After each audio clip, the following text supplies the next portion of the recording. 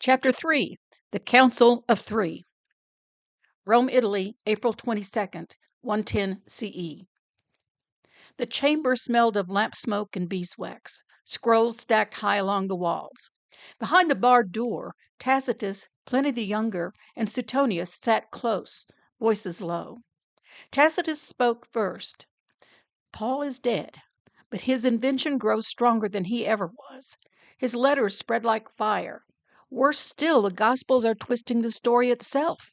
Matthew has dragged the Nazarene into a backwater called Nazareth. The truth of Gamaliel and Philo is buried beneath his false geography. Pliny scowled. And Luke tried to mend it, yes, but too softly. His words are drowned by Paul's thunder. The sect grows in numbers, but it follows Paul's lie, not the Nazarene's truth. The gospel has already been lost to the crowd. Suetonius tapped his stylus. Then we cannot fight them with another gospel. That ground is poisoned. If we write openly, we'll be silenced, destroyed.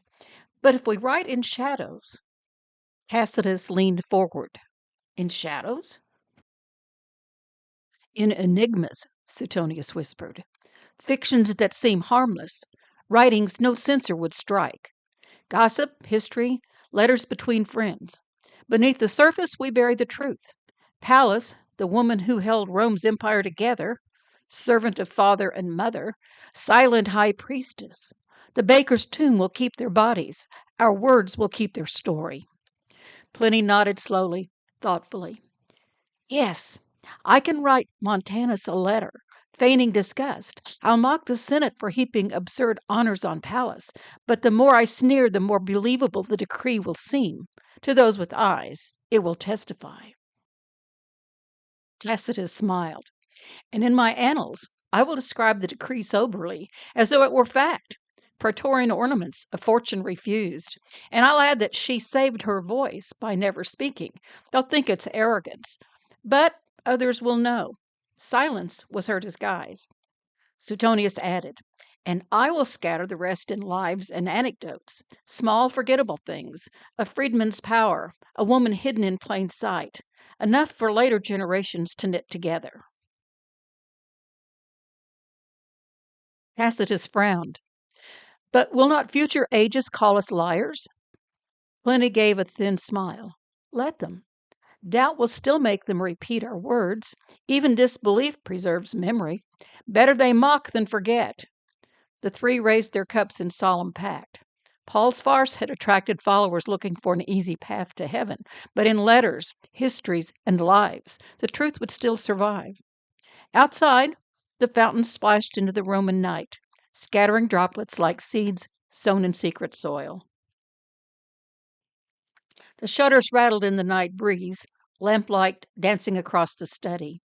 Scrolls and wax tablets lay strewn across the table, wine untouched. Tacitus, Pliny, and Suetonius bent close, crafting their plot line by line. Pliny dipped his stylus. So, to Montanus, I'll say, I saw the monument of Pallas, but where shall I place it? If I name the baker's tomb outright, any censor could trace it. Suetonius shook his head. Yet that is where Gamaliel and Philo truly rest. The house of bread at the Porta Maggiore is their shrine. If we leave it unmarked, it will vanish.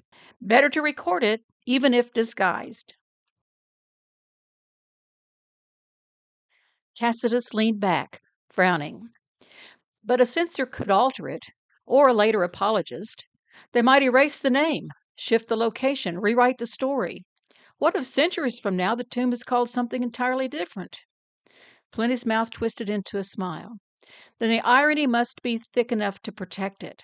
If I mock the monument, sneering at the Senate for honoring a freedman, the words will pass uncensored. Satire is safer than praise. Then what of the fortune? Suetonius asked. What sum should Pallas be said to have refused? Tacitus rubbed his chin. Too small and the gesture is meaningless. Too large and it becomes absurd. Pliny considered. 15 million sesterces. Grand enough to impress, credible enough to pass as fact. And if I add that she refused it, the irony will deepen. The Senate begging a slave to take their gold. Tacitus nodded slowly. Good. and I will echo it in my annals, soberly. A decree, ornaments, thanks of the Senate, 15,000,000 refused. No censor will doubt it. Suetonius tapped the table. But one letter is not enough. Too short, too fragile. You must send Montanus a second, a long winding, full of jests and comparison. Fill it with nuggets, each detail another seed. The longer the satire, the harder to erase. Pliny's eyes gleamed. Yes, in the first I'll place the monument. In the second I'll bury it under layers of wit, comparing Pallas to Scipio, Pompey, the hero of old. I'll seem disgusted, but the very excess will keep the truth alive. He leaned closer, lowering his voice as though mocking his own excess. For Pompey was no stranger at all, but Alexandra Jannaeus beneath another mask. And Alexandra, yes, the sister bride in the line of wisdom, stood beside him, as Solomon once sang. Their blood ran forward through Juba and through Philo, disguised as Pallas, even to Alexander the Alabarch, whose stepsister and bride was Philo, Pallas herself. So let the histories call it desecration of the temple. The wise will know it as the seal of kinship. Pompey, not intruder, but ancestor. Tacitus arched a brow. You speak as though mockery were memory itself, Pliny. If the temple's violator was kin, then Rome has recorded a lie so vast it masquerades as piety. He sat back, considering. If even Pompey was a mask, then who among them was what he seemed? He lifted his cup. What better disguise than scandal? Call him desecrator, and who will guess he was brother and bridegroom both? Excess hides the truth more securely than silence. Suetonius gave a sly glance toward the lamplight. There is a name not yet enthroned, a shadow waiting beyond Trajan. Already it is whispered. Hadrian.